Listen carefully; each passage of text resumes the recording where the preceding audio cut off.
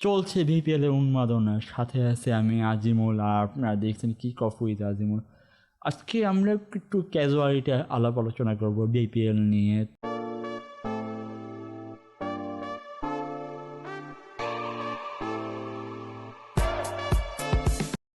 আসা যাক গতকালকের ম্যাচ নিয়ে। গতকালকের ম্যাচে প্রথম ম্যাচ অনুষ্ঠিত হয়েছিল রাজশাহী এবং সিলেটের মধ্যে।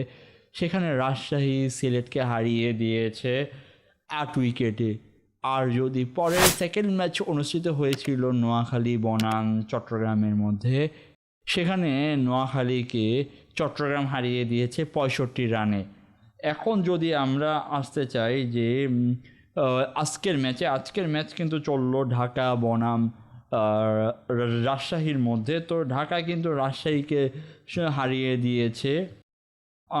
আজকে ঢাকা কিন্তু রাজশাহীকে হারিয়ে দিয়েছো।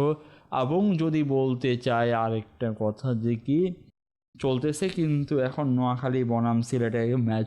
সেখানে নোয়াখালী কিন্তু বর্তমানে রান করছে 64 রানে 4 উইকেট, ওভার কিন্তু 12 ওভার 1 বল।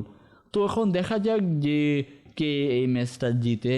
তো যদি মনে হচ্ছে, কারণ হলো সিলেট এবং নোয়াখালী তাদের কিন্তু প্রথম ম্যাচে তারা হেরে আসছে।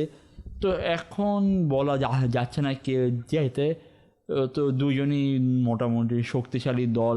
এখন যদি বলা চলে, আরেকটা যদি বলি ক্যাজুয়ালিটির ব্যাপারে, যে বিপিএলের বিভিন্ন সময় বিভিন্ন ধরনের ইয়ে হচ্ছে, যেমন চট্টগ্রাম সে ফ্র্যাঞ্চাইজি থেকে মালিকানা থেকে নিয়ে চলে গেল কোথায়, পিপিএল কমিটির কাছে। এবং নোয়াখালীর ব্যাপারটাও কিন্তু সেই রকম হতে যাচ্ছিল। সেখানে বল নাই, বিভিন্ন কিছু নাই, লজিস্টিক সাপোর্ট নাই, কিন্তু সেখানে যেতে পারছিল না। সেই কারণে কিন্তু আমরা কিন্তু দেখতে পেয়েছিলাম কিন্তু যে খালেদ মাহমুদ স্বজন তিনি কিন্তু তালহা এবং তালহা জোবাই কিন্তু তারা কিন্তু চলে গিয়েছিল।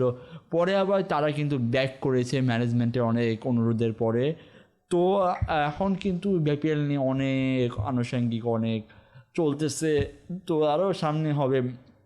যদি আবার বলতে চাই কিছু নিরাপত্তাজনিত কারণে অনেকে মনে করতে পারেন যে ভাই ঢাকাতে তো মানে হওয়ার মানে কথা ছিল অনুষ্ঠান, তো হয় নাই কেন? কারণ কিন্তু অনেক নিরাপত্তাজনিত কারণে কিন্তু হয় নাই, যে আমরা যা বিভিন্ন সূত্র মারফত পেয়েছি। আর বলতে গেলে শুরুতেই কিন্তু আমরা ম্যাচগুলো খুবই উপভোগ্য ম্যাচ করতেছে, ট্রাই করতেছে কিন্তু দ্বাদশতম আসরটা খুব ভালো জাঁকজমকপূর্ণ করতে। আশা করা যাচ্ছে যে আগামী ম্যাচগুলোতেও খুবই সুন্দর একটা ভালো ম্যাচ আমরা দেখতে পাবো, সুন্দর ম্যাচ একটা উপভোগ করব।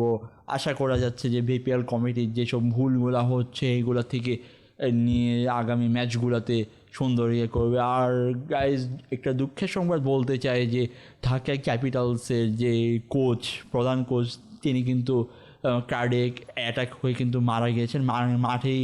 তো এটার জন্য বিপিএল একটা শোকস্তব্ধ হয়ে আছে ঢাকা ক্যাপিটালসের মধ্যে এবং বিপিএলের মধ্যেই। তো আশা করা যাচ্ছে যে ঢাকায় সেটা থেকে বের হয়ে এসেই কিন্তু ঢাকা ম্যাচটা কিন্তু উইন হয়ে গেছে। এটা ঢাকার জন্য একটা গুড লাক বলা চলে।